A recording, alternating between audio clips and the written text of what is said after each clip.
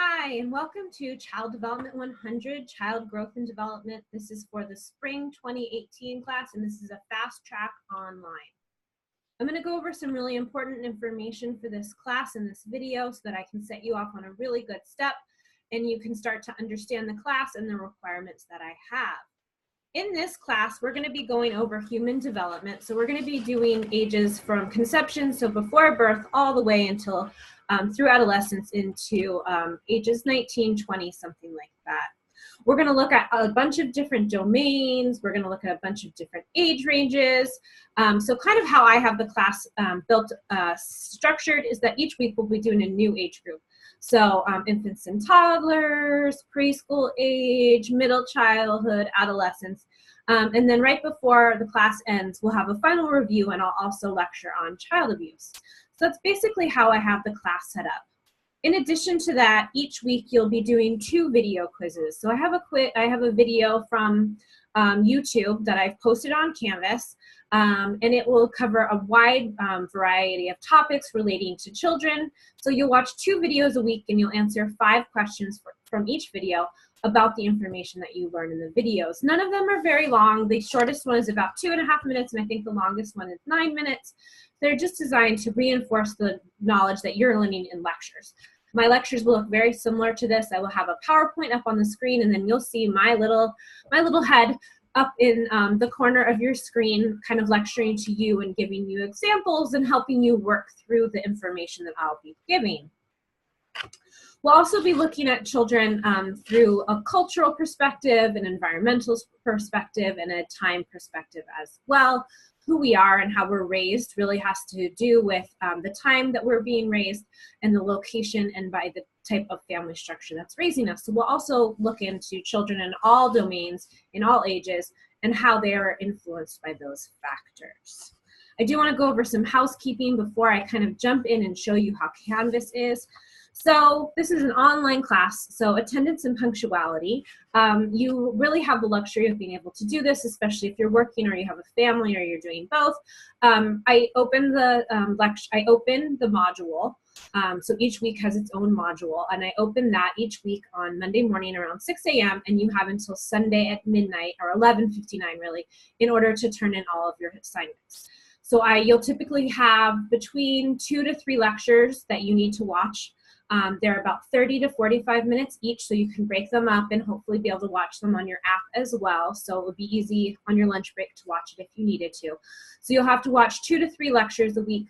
You'll have to do 2 video quizzes, and you'll also have to post in the discussion board. So you need to reply to the discussion board, or you need to reply to a student in order to get 5 points on that. And that's how I do attendance and punctuality, is making sure that each week you're doing 2 video quizzes and you have a discussion board. And that's kind of how we do attendance and try to have kind of an online discussion about things. You will also have assigned readings and assignments. So really kind of what I'm looking for with the readings is I'll give you a PDF on Canvas, and then there's also a text as well. I don't care what kind of text you buy. It can be a really late edition. It can be rent it. Whatever you want to do, whatever is cheapest and easiest, you can share it with a lot of different people. But I'll also give you a reading to assist that knowledge and kind of support the lectures on Canvas. So there'll be a PDF or some article that I found that I've also linked in the week's module that supports the learning that I've given you in the lecture as well. And then each week your assignment will be those 2 video lectures that you'll watch, and you'll answer 5 questions or maybe a short answer question about that. We do take plagiarism really seriously in this class, in your assignments that you're writing, or in the one research paper that you have to write, which is quite short. It's only 3 to 5 pages. But we are asking that you use ABA, and we really want you to learn ABA because it's a very important skill to have. I know sometimes it seems like it's a hassle or something like that. But in my job, I teach at Palomar, I teach at Cal State, and I also work for the county doing therapy for children with special needs. And learning ABA really helped me because it helped me write more effectively. So in my job with therapy, I have to write a report about a child who has special needs every 6 months. And I have to be able to cite sources because I talk to occupational therapists, I talk to physical therapists, I talk to even pediatricians, I talk to a wide range of people in order to get a sense of how this child is developing. And I need to cite that information information correctly. So it has helped me in my career to be able to write really effectively as well. So we do want to make sure that when you're using ABA, you're citing sources correctly. Plagiarism is really just word for word, so you're copying and pasting, paraphrasing without documentation, using another student's work, so buying a term paper off of somebody else, or just if it's an idea that you learned in researching it, you need to cite who that person was who kind of gave you that idea. So when we're doing the ABA, and I'll give you more information about this in a little bit when I talk more about the research paper, but it is important that you're using ABA.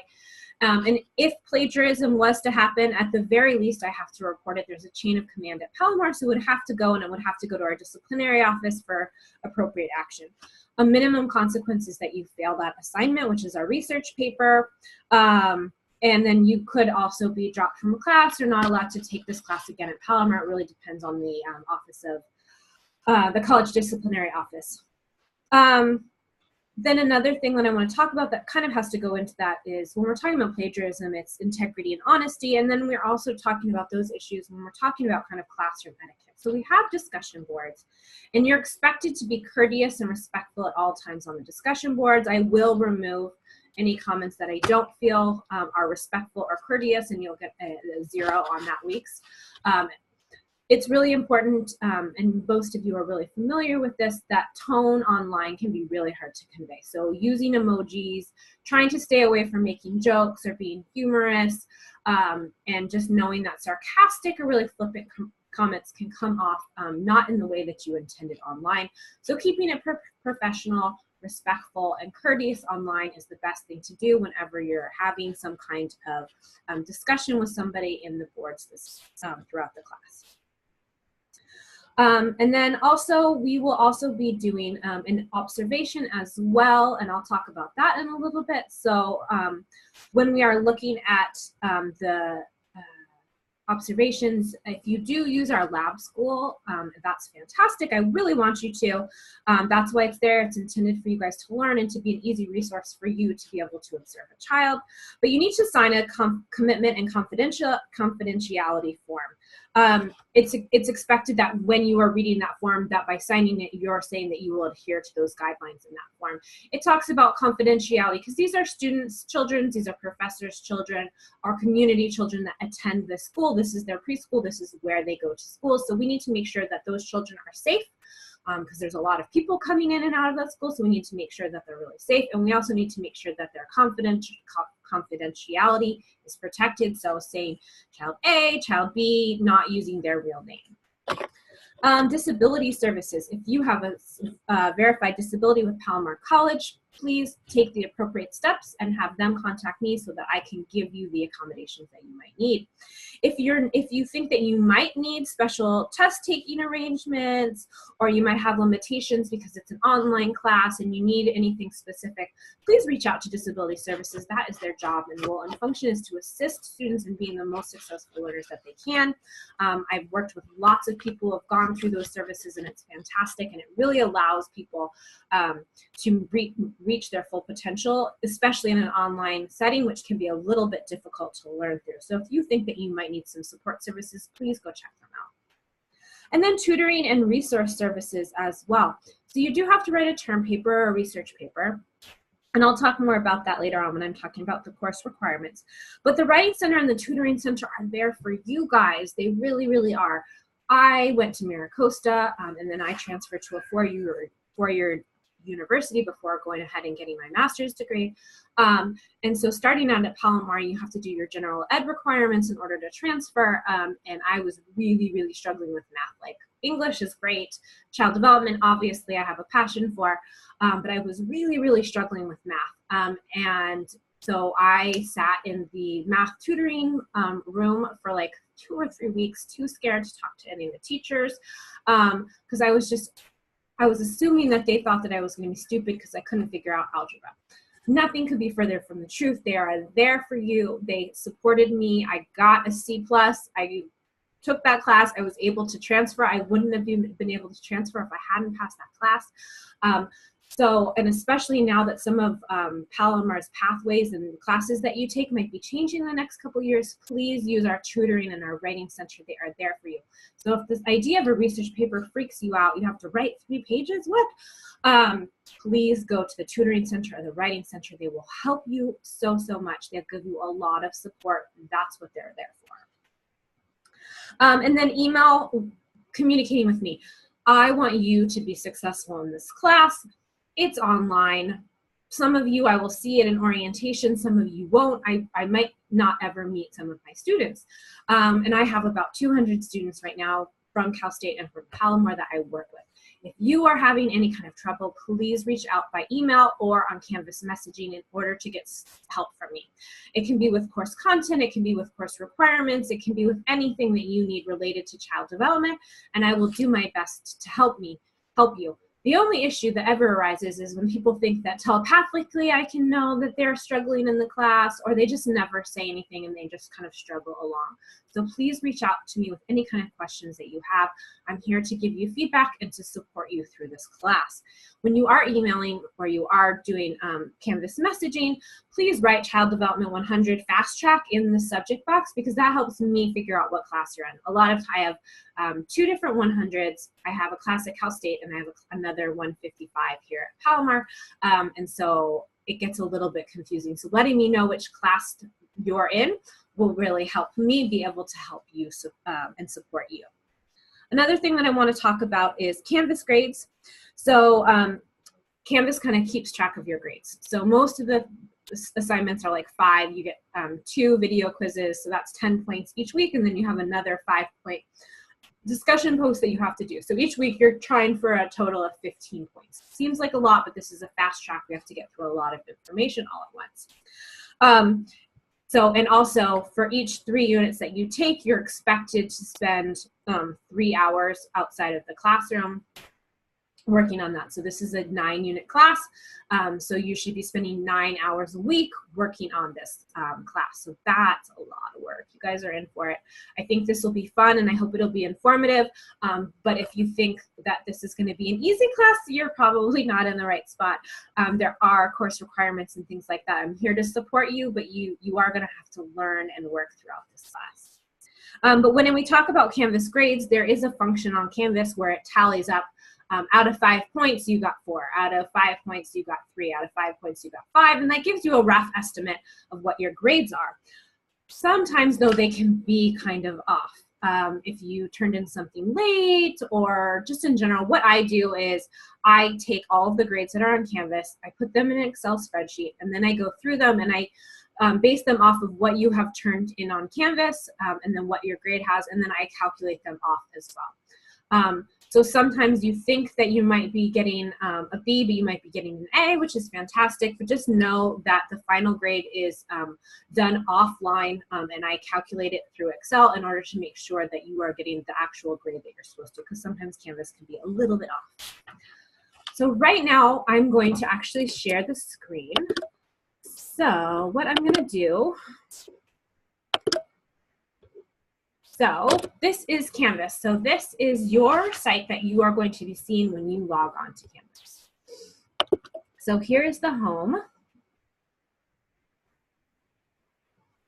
So whenever you log on, you'll see this. There'll be a video that I'm recording right now that goes here that you should be watching right now.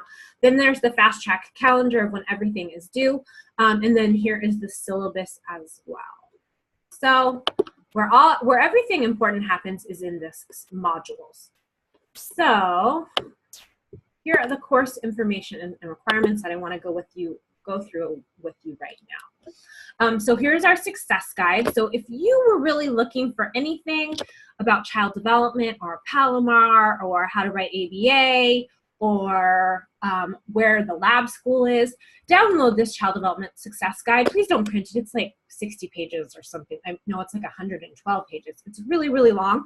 But we have a PDF, so you can just store it on your computer and you can look back at it. Or I think you can buy it for $3 or $4 in the bookstore. But it's free right here. And this will give you information about all those types of things. I also have our academic calendar of when you need to drop this class if you needed to, or when graduation is.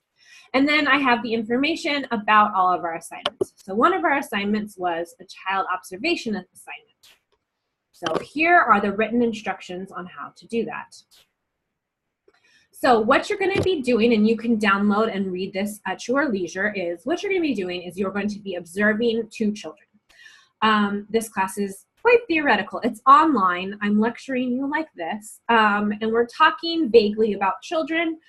So in order to make it a little bit real, our child development department has you go out and observe 2 children, 2 different children. It can be an infant and toddler. It can be a preschool age child. It can be a child from middle childhood, which is like 6 to 12, or it can be an adolescent that you're going to interview. So there's 4 categories. You're only going to pick 2. So you can pick an infant and toddler, and then an adolescent, or a middle childhood and a preschool age children. You're only picking 2 out of those 4 categories. Then you're going to observe them in 2 different blocks. You're going to see how they look, what they do, how they jump, how they run. You're going to be as detailed as possible. And you're kind of going to want to do a running record, something like this. So Tommy picks up a block, he puts it in his mouth. So this is kind of what you're doing as you're observing the child. Later on, though, you're going to go back and you're going to look at a concept that we've learned in the class. So right now, Piaget's secondary circular reaction probably doesn't make a lot of sense to you. As the class goes on, you'll learn more about theorists like Jean Piaget, Lev Vygotsky, Erik Erikson. So you'll learn about that, and you'll take some of that information, those concepts that you've been learning with me in class through lectures or from readings, and you're going to apply it to what you saw. How does he hold the block? Is it fine motor skills or is it gross motor skills? Those are the types of things we're going to learn. So we want you to look at a child, observe a child, and then link it back to something that you've learned in class, a theory or a concept about that child. Then you're just going to write up what you saw the child doing, and any kind of concepts or things like that. It's very simple, it's very straightforward, and this gives you about what needs to happen. And it talks about it needs to be double spaced and things like that. So download this, read this. This is your written instructions on 2 of the observations. It is actually, all of them are due in the very last week. In week 7, they're due on May 20th, both observations. You need to have 1 observation with 1 age group child, and then you need to have another observation with another age group child. You can turn it in at any time. So if you finished it in the 4th week, go ahead and submit it, and I will grade it and get it back to you. Or you've done 1, you're not really sure if you did it right, you want me to grade it and give you some feedback so that the next one is better. More power to you. I'm going to have it open the entire time. You can turn them in as you do it, but they are definitely due by 5/20, and I don't grade late assignments. I will, you know what, you'll get, I'm sorry, on this assignment, you get 50% off. So you have to turn it in within 1 week before the class actually ends on 5/26, but it will, you'll be docked 50% for it. And each one is worth 25 points. So this is a total of 50 points. So in order to support that, though, here are the guidelines for observing and visiting child development centers. So if you are going to go out into the community, your neighbor runs a in-home, like she has a daycare in her house, or your cousin works at a preschool and said you could come by in the afternoon, all you have to do is you have to get prior approval from somebody who runs a preschool or a child development center, and you can go to that school. You're going to remain confidential. Don't give me any names or any kind of identifying information about a child or a school or a teacher or anything like that. I wanted to remain really confidential. So if you wanted to, you could visit a child in a community, like at a Discovery Isle or a school that has any kind of children that are within the age groups that we're looking at. So high school, middle school, elementary school, anything like that. Also, if you don't know anybody who's working in like formal education or a child development center, you can find a child on your own. So if you have a nephew who's 16, or you have a cousin who's 6 months old, anything like that, go ahead and get prior approval from the parents or guardians of that child, and you can go ahead and observe them. Once again, it's really confidential. I don't want to know the parent's name or the child's name or anything like that. We're just making sure that you are going out and you are observing and assessing, and then possibly interviewing an adolescent. So this is information on that.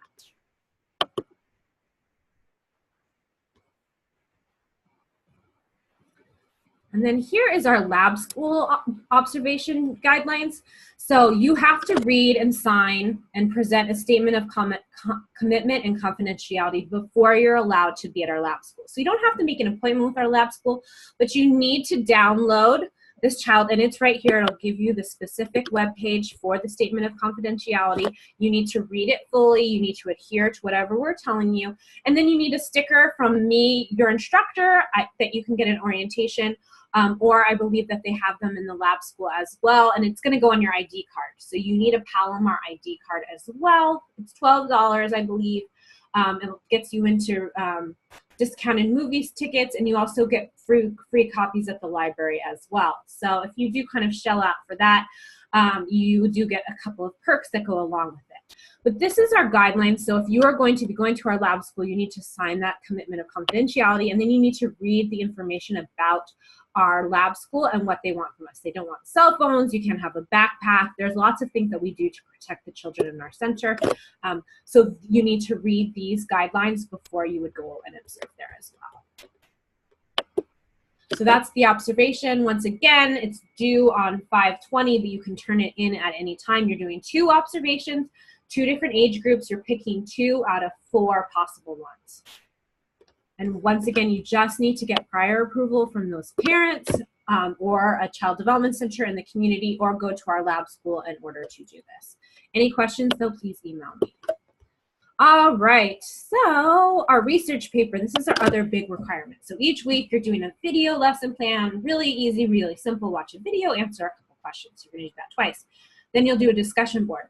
So in order to do that, I only have 2 other requirements. It's a research paper that I'm going to talk about, and it's also the 2 observations. So right now I'm talking about the research paper.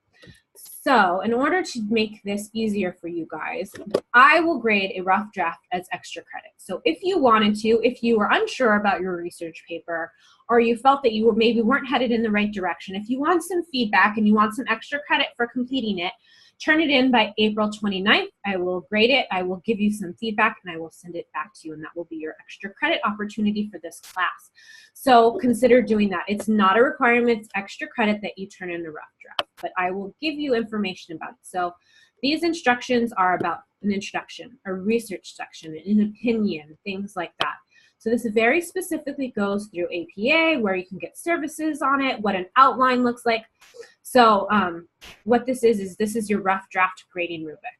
So if you were to turn in a rough draft, this is how I would look at it. This is the grading that I would use. So you're going to give me a topic, you're going to give me, and then you're going to ask a question about it. Then you're going to give me some evidence that's scientific. It's from a journal or a textbook or a book that's in our library or a book that's online, something like that. And you'll kind of try to answer your own question. So it could be like, how do infants learn language? And then you would say, then you would give evidence showing how children learn how to coo and babble and listen and things like that.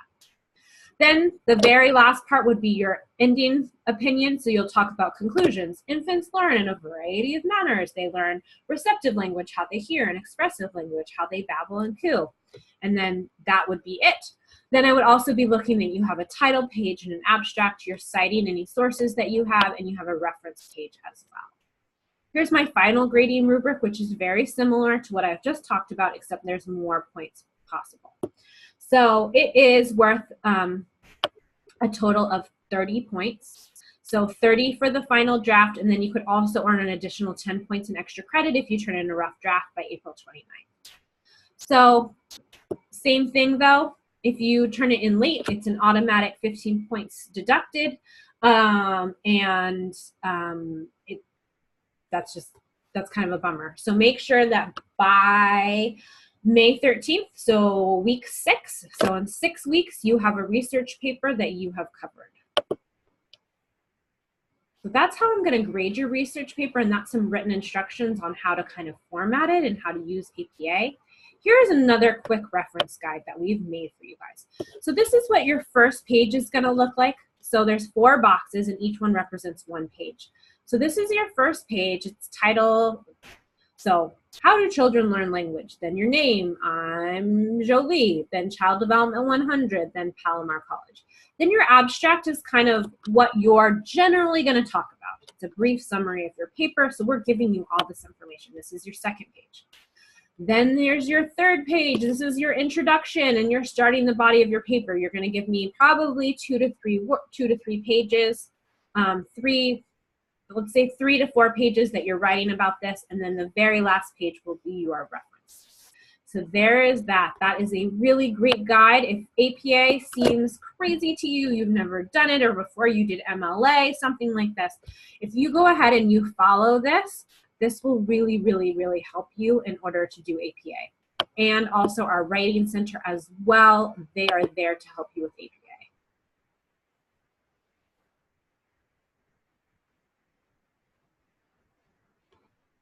Then we also have another quick reference guide. So this is talking about margins and 12-point font. It should be double spaced. What is a header? What's an abstract? What should the body of the paper have? So this is how you actually format it. I know on Canvas sometimes things can get a little bit wonky. One page might look a little bit different, something like that, just because it's an online system that you've emailed to me, and sometimes if the system isn't quite what it's supposed to, it can look a little bit wonky. I'm not as concerned about this. I'm concerned that you really worked to have the title flush, that things were put together the way that they're supposed to. So if this seems really, really difficult to you, make sure that you download and maybe print these last 2 pages that I've talked about, because that's going to help you format your paper. If it still seems difficult, try the Writing Center. They're there to support you in APA. You can bring them a paper and they can mark it up and show you exactly what you're supposed to do, or you can bring your laptop and work through it with them. Also, if it's really if you're confused about the topic, or if you're confused about the rough draft, please turn in the rough draft that's due on 4/29. This is going to allow me to give you some feedback and some information to make sure that that 30-point paper that you have at the very end is as good as possible. Another thing that I ask when we're writing the papers is, and this is on our syllabus, I'd like you to email me with whatever topic you have chosen as well. So this is really going to help you and support you if you kind of have a topic. A lot of times people will say language development. I want to know how children of all ages learn language. There's no way that you can cover such a huge topic in a 3-page paper. Really, you're only writing and talking about 2 to 3 pages in your research paper. That's where the evidence is presented. So in such a short amount of words, you can't tackle that topic. So by emailing me and letting me know what your interest is, then I'm going to be able to email you back and help you kind of refine it into something like how do infants learn, how do toddlers learn language, how do adolescents use language, how do you use the social part of language. There's a lot of different avenues. So when you're thinking about an idea, just in the lectures or in the readings or anything about children that's always kind of interests you, that's where you want to go. You want to pick the thing that seems fascinating or weird or crazy about kids, and you want to learn more about it. That's what we should do our research paper about.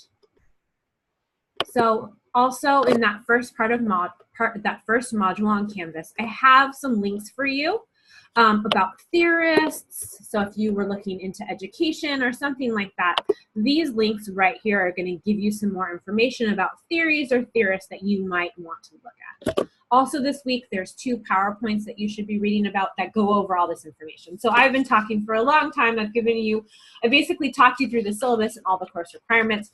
I also have 2 PowerPoints that are going through all of this information this week in order to kind of support you as well. So that is the first part, that is the first module on Canvas. So anytime throughout the class, you are going to come back to this first course information and requirements module. This is the entire class.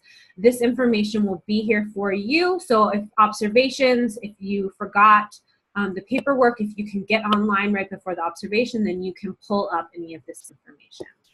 I also, if you need office hours, you want to talk to me more face-to-face, we can do it like this. This is called Zoom, or I can meet you on campus or at a Starbucks, something like that, whatever kind of works for us.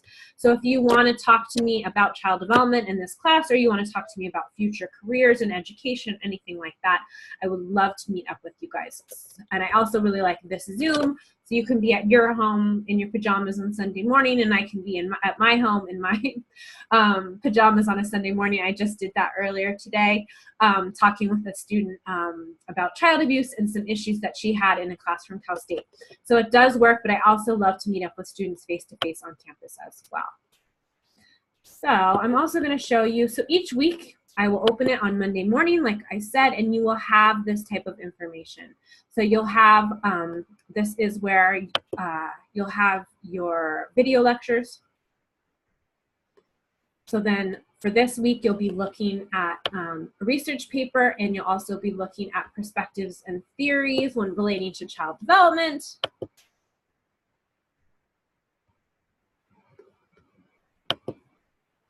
Then also for this week, I'll post this welcome video again. You have two videos that you need to do, that you need to have 5 points. So this tells you when it's due down here and tells you how many points it's worth.